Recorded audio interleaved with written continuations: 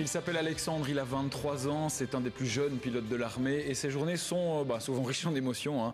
Il faut en plus avoir l'estomac bien accroché, ce qui est son cas, ça tombe bien. La rencontre est signée Baudouin Cartevel, ça.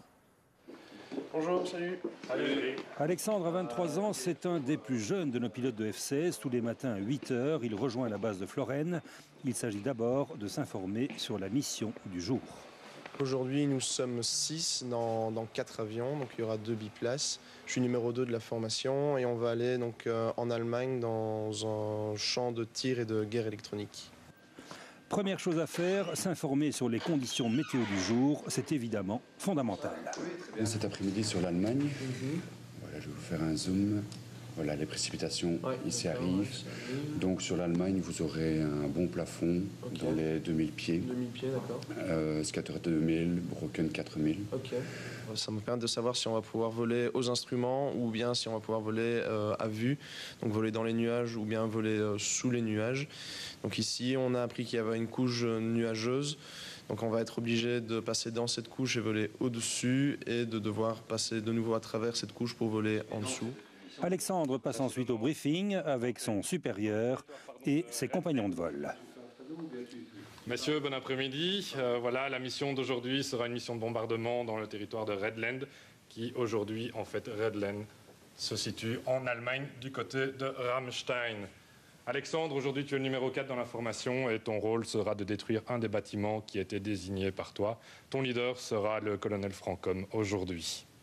Ensuite, direction vestiaire, Alexandre enfile une combinaison spécialement étudiée pour résister aux facteurs de charge.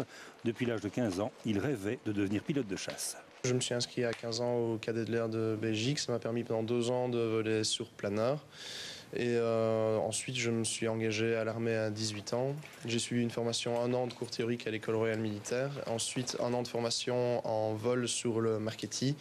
Et ensuite 1 an et demi de formation sur Alpha Jet, petit avion à réaction, déjà un petit avion de chasse, avant d'arriver il y a un peu plus d'1 an sur F-16.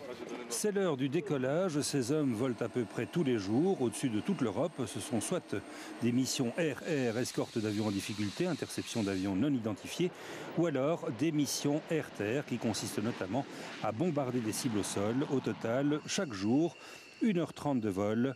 De quoi rester au top. C'est d'abord un rêve, d'abord une passion, et il se fait que cette passion est devenue mon métier. Oui. Quelle est la qualité indispensable pour piloter un avion comme ceci ? Je pense qu'il faut être calme et paradoxalement savoir garder les pieds sur terre.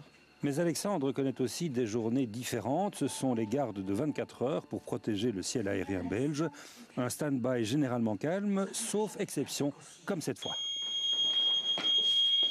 Là, on part en courant vers l'avion avec notre mécano devant qui va nous ouvrir les portes du hangar. Et on démarre, on saute dans l'avion et on démarre le plus rapidement possible pour être en l'air dans un laps de temps le plus court possible. Ça veut dire qu'on arrive à décoller combien de temps après avoir été prévenu ? On peut arriver à décoller dans les 10 minutes en général.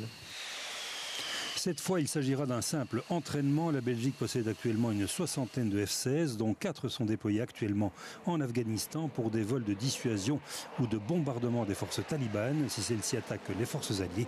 Une mission à laquelle Alexandre est susceptible de participer.